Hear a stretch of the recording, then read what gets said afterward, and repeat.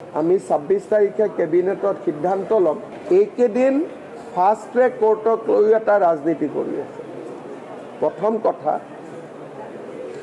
বৰ্তমান যিজন ন্যায়াধীশৰ তাত গোচৰটো চলি আছে, তেখেতে প্ৰত্যেকখন জামিন নাকচ কৰিছে। দুজনে বাধ্য হৈ জামিনৰ আবেদন উইথড্ৰ কৰিছে আৰু 3খন জামিনৰ আবেদন এইগৰাকী ন্যায়াধীশে ৰিজেক্ট কৰিছে। এতিয়া জুবিনৰ গোচৰটো এইগৰাকী ন্যায়াধীশৰ পৰা আঁতৰাই লৈ যোৱাৰ এটা ডাঙৰ প্ৰস্তুতি চলিছে। যিগৰাকী ন্যায়াধীশে 3গৰাকীকৈ অভিযুক্তৰ জামিন আবেদন নাকচ কৰিছে 4 মাহ 5 মাহ পিছতো, সেইগৰাকী ন্যায়াধীশৰ তাত গোচৰটো থাকিব লাগে নে বেলেগৰ তাত যাব লাগে? এই দিশটোৰ ক্ষেত্ৰতো আমি 26 তাৰিখে কেবিনেটত সিদ্ধান্ত ল'ম। কিন্তু আমি পিছুৱাই থকাৰ মূল কাৰণটোৱে আছিল যে যিকোনো ন্যায়াধীশেই পুলিচ চিকিউৰিটি দুজনক অন্ততঃ জামিন দিলে, যিকোনো ন্যায়াধীশেই মহিলা বুলি কি নাম আছিল তেখেত অমৃত প্ৰভাক জামিন দিলে। এইগৰাকী ন্যায়াধীশে বলিষ্ঠভাৱে 3টাকৈ জামিনৰ আবেদন নাকচ কৰিছে আৰু ভয়তে শ্যাম কানু আৰু সিদ্ধাৰ্থই জামিনৰ আবেদন উইথড্ৰ কৰিছে। এতিয়া সেইগৰাকী ন্যায়াধীশৰ পৰা কেছটো আঁতৰাবৰ কাৰণে এটা হাৱা নিৰ্মাণ কৰা হৈছে। মইতো ৰাইজৰ মতে চলোঁ, ৰাইজে বিচাৰিলে 26ত মই ফাষ্ট ট্ৰেক দি দিম। কিন্তু তাৰ পিছত যিখিনি ঘটনা হ'ব, সাধাৰণতে ইমান ডাঙৰ সিদ্ধান্ত আপোনালোকে বাতৰি কাকতত কোনেও লিখা নাই যে জুবিনক ন্যায় দিয়াৰ ৰাস্তাত 3টাকৈ বেইল এপ্লিকেশ্যন বৰ্তমানৰ জাজজনে ৰিজেক্ট কৰিছে।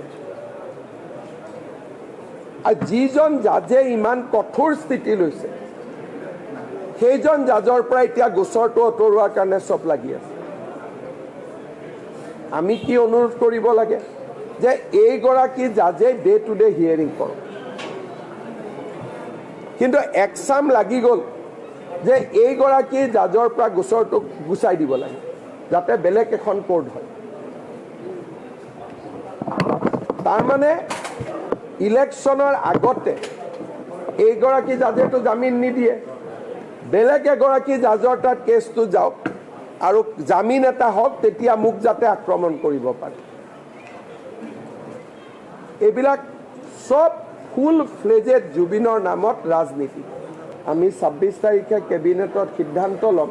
এইকেইদিন ফাষ্ট ট্ৰেক কোৰ্টক লৈ এটা ৰাজনীতি কৰি আছে। প্ৰথম কথা,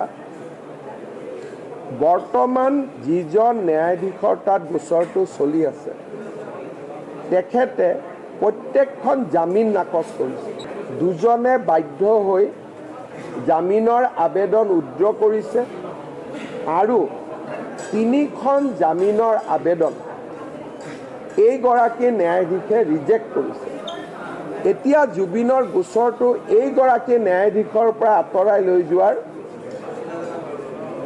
এটা ডাঙৰ প্ৰস্তুতি চলিছে।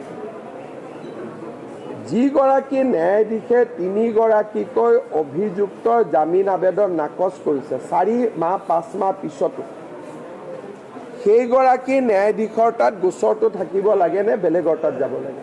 এই দিশটোৰ ক্ষেত্ৰতো আমি 26 তাৰিখে কেবিনেটত সিদ্ধান্ত ল'ম। কিন্তু আমি পিছুৱাই থকাৰ মূল কাৰণটোৱে আছিল যে যিকোনো ন্যায়াধীশেই পুলিচ চিকিউৰিটি দুজনক অন্ততঃ জামিন দিলে, যিকোনো ন্যায়াধীশেই মহিলা বুলি কি নাম আছিল তেখেত অমৃত প্ৰভাক জামিন দিলে।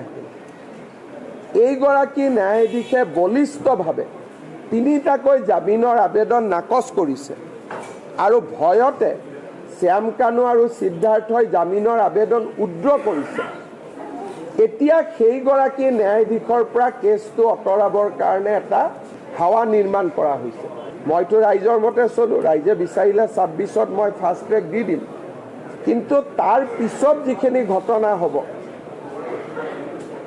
সাধাৰণতে ইমান ডাঙৰ সিদ্ধান্ত আপোনালোকে বাতৰি কাকতত কোনেও লিখা নাই যে জুবিনক ন্যায় দিয়াৰ ৰাস্তাত 3টাকৈ বেইল এপ্লিকেশ্যন বৰ্তমানৰ জাজজনে ৰিজেক্ট কৰিছে। আৰু যিজন জাজে ইমান কঠোৰ স্থিতি লৈছে সেইজন জাজৰ পৰা এতিয়া গোচৰটো আঁতৰোৱাৰ কাৰণে চব লাগি আছে। আমি কি অনুৰোধ কৰিব লাগে যে এইগৰাকী জাজে ডে টু ডে হিয়াৰিং কৰক, কিন্তু একচাম লাগি গ'ল যে এইগৰাকী জাজৰ পৰা গোচৰটো গুচাই দিব লাগে যাতে বেলেগ এখন কোৰ্ট হয়। তাৰমানে ইলেকশ্যনৰ আগতে এইগৰাকী জাজেতো জামিন নিদিয়ে, বেলেগ এগৰাকী জাজৰ তাত কেছটো যাওক আৰু জামিন এটা হওক, তেতিয়া মোক যাতে আক্ৰমণ কৰিব পাৰে। এইবিলাক চব ফুল ফ্লেজেড জুবিনৰ নামত ৰাজনীতি।